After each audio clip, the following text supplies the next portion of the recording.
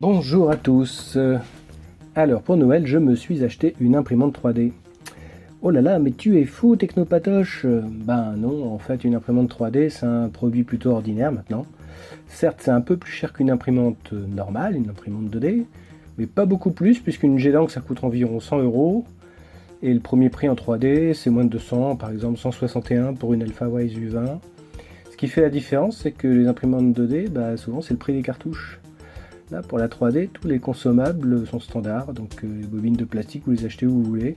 Donc 200-300 euros pour une imprimante 3D, c'est pas si cher. Donc moi j'ai acheté une milieu de gamme, une Artillery Sidewinder X2, la nouvelle version de la Sidewinder, que j'ai payé 338 euros, port compris, chez Geek Buying. Je l'ai commandé le 22 décembre et reçu en 8 jours. Ça devait venir d'Allemagne, j'ai l'impression que c'est venu d'Allemagne. Alors, qu'est-ce qu'on trouve là-dedans? Donc, beaucoup de mousse. C'est déjà un beau paquet. Donc, qu'est-ce qu'on trouve? Ça, c'est le support de bobine qu'il va falloir assembler. Je ne sais pas grand-chose. Un petit sachet d'accessoires dans lequel on va trouver un petit sachet avec des... Voilà, ça, c'est un tube qui sert toujours pour le support de bobine. Un petit sachet avec des clés Allen, des choses comme ça, pour resserrer ou desserrer les choses, un câble USB, une autre clé, et puis une espèce d'adhésif noir, j'ai toujours pas compris à quoi ça servait, j'imagine pour protéger une nappe. Voilà, donc ça c'est la notice, elle est en français et en allemand, c'est plutôt bien écrit dedans, ça va. Donc en dessous de ce gros bloc de mousse que vous voyez là, on va trouver finalement la pièce principale à assembler avec l'autre. C'est-à-dire qu'en fait là on va avoir une espèce de portique. Il n'y a que deux pièces finalement, il y a le portique et la base. Donc ça c'est le portique qui va venir s'enficher dans la base.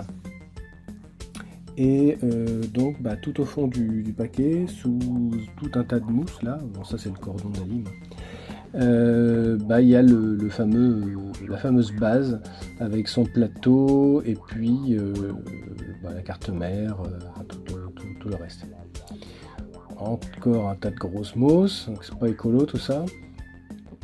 Et puis je vais essayer d'attraper cette grosse base qui est bien enfoncée, bien calée dans sa mousse. Voilà, et puis ça pèse quelques kilos quand même, hein. C'est pas super léger ce truc là. Donc voici tous les accessoires, donc la notice, câble USB, une clé, des tubes qui servent pour le porte-bobine, des clés Allen.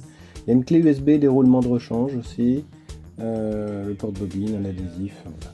Donc là la machine, et donc ce que je vais faire hors caméra là, c'est enficher le portique et visser par en dessous, il y a des 4 vis.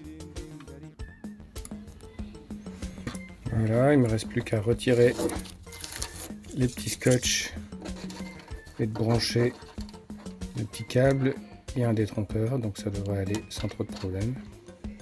Voilà. Celui-ci pareil, il y a des détrompeurs sur le dessus.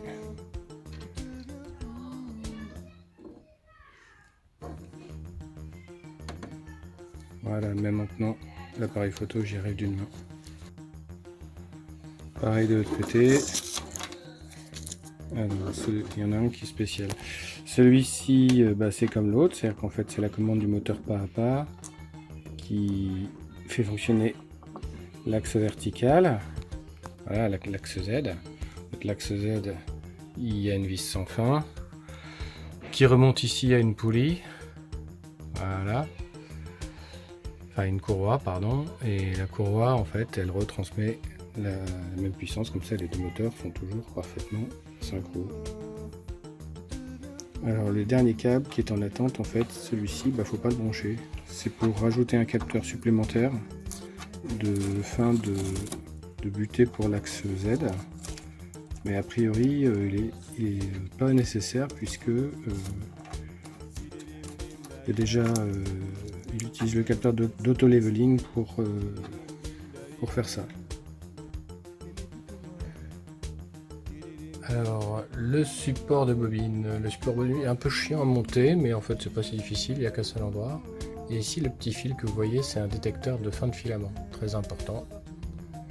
pour éviter d'être toujours en stress, de mettre toujours des bobines bien pleines. Là en fait tout ce qui va se passer c'est que ça va mettre l'impression en pause et qu'on pourra continuer après. Donc il y a bien des trompeurs, qui bougent dans tous les sens, d'une seule main, c'est super dur. Et voilà, on y arrive d'une main quand même. Voilà, donc il y a des roulements à billes sur les bords, il n'y a pas de tige au milieu, juste un tube en plastique. En fait, a priori, c'est la 3e version qu'ils font. Certains l'ont modifié. Bon, c'est juste un support de bobine en même temps. Voilà, il reste juste des petits serflex à couper qui étaient là pour la protection pendant le transport. Il y en a un par ici, il y en a un par là. Voilà. Il reste pas en dessous. On doit vérifier la tension des courroies, paraît-il. Ça me paraît vachement bien tendu. Là aussi c'est pas mal du tout. Je crois pas qu'il y ait de problème particulier. Il n'y aura plus qu'à brancher, calibrer et imprimer. Alors le plateau, il est chauffant pour que ça colle bien en fait. Et il chauffe avec du 220, c'est-à-dire que c'est pas l'alimentation de la carte mère qui sert pour ça. Donc du coup l'avantage c'est que il chauffe plus vite, parce que sinon ça aurait été une petite alim 24 volts. Voilà le plateau. Hop. Bon, je vais encore faire le tour de la machine et puis commencer la calibration. Donc ça va être le moment de faire la calibration. Et surtout je vais l'allumer. Il y a un interrupteur à l'arrière. Oh, bip. Et la première chose à faire a priori c'est de monter la température du plateau. Il semblerait bien que l'écran soit tactile. La température.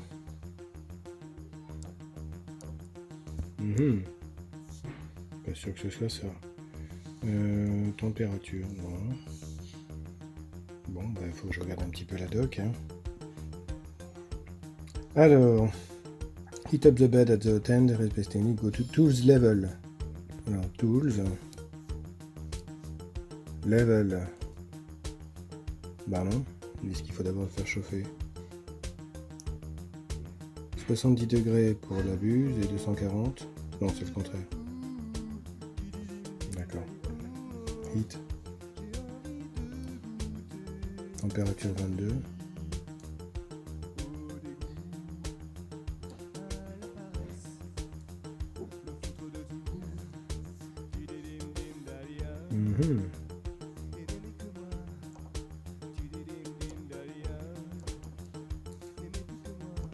Je comprends pas.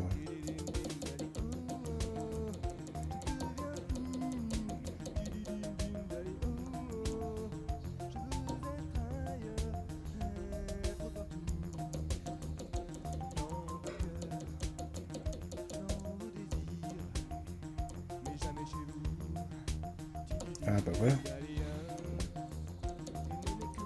Le bed, ça y est, j'ai compris. Avant le slash, c'est la température maintenant. Et après le slash, c'est la température demandée. Donc il me demande 70 degrés pour le bed, donc la plaque. Et pour l'extrudeur, il semblerait que je ne lui ai pas demandé grand chose. Ils ont dit de faire 240. Tiens, ça va être interminable.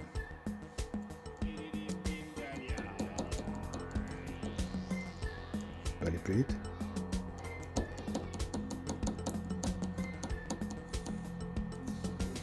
Bon, heureusement les réglages sont mémorisés dans...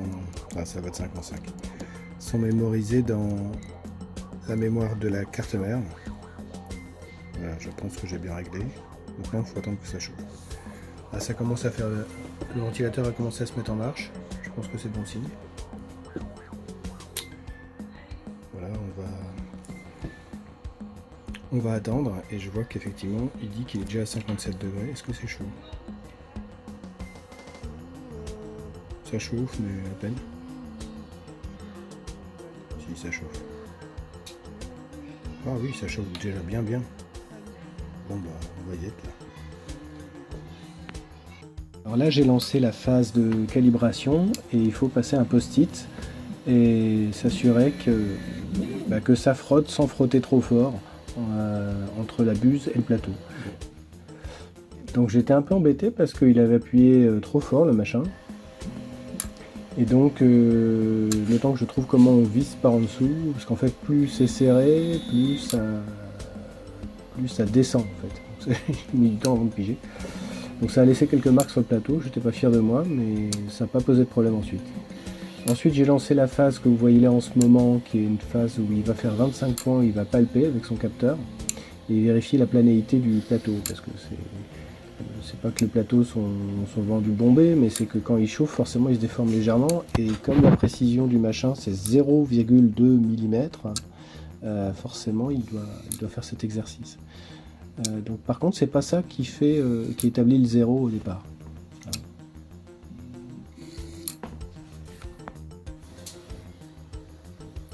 Alors, c'est parti. Ah, il paraît qu'elle est très silencieuse, les moteurs font pas beaucoup de bruit, mais par contre le petit ventilo là, il fait le bruit d'un portable à fond, d'un PC portable qui est qui est en plein jeu gaming d'enfer. Mais c'est très supportable. Les moteurs sinon, nickel. Ça a l'air de marcher pas mal. J'ai eu des petits doutes avec la buse qui avait vraiment appuyé très fort sur le plateau tout à l'heure, au moment de la calibration. Mais en tout cas, ça imprime. Voilà, le résultat a l'air très bon. On voit légèrement les petites lignes, mais c'est vraiment très fin. C'est un tout petit vase en fait, qui fait on va dire 12 cm de haut, je sais pas, je mesurerai. Et donc ça a pris 1h20. Et pour l'arrêter, je savais pas trop comment faire. Il s'est arrêté tout seul, la tête s'est parquée par là. Et j'ai juste mis la température à 0. Le ventilateur s'était déjà arrêté. Donc voilà le résultat sous un spot. On voit légèrement les lignes. C'est vraiment très fin parce qu'au toucher on les sent quasi pas. Je trouve que le résultat est très chouette. Pour le décollage, j'ai juste tiré dessus. J'avais une spatule mais j'avais peur de rayer le plateau. Je suis pas encore très sûr de la bonne technique. Le plateau était quasiment... Enfin, il avait bien baissé en température. Il devait être à moins de 30 degrés, je pense. Peut-être qu'il faut que j'attende qu'il refroidisse davantage. Ça décollera peut-être mieux.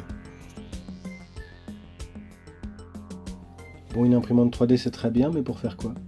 Donc moi ce qui m'a intéressé c'est de me faire un clavier perso, un custom keyboard. Alors, ça c'est d'une grande banalité, à tel point que vous pouvez trouver un site aussi génial que celui-ci, la Keyboard Layout Editor, où vous pouvez choisir parmi des presets des claviers, même des choses assez rigolotes.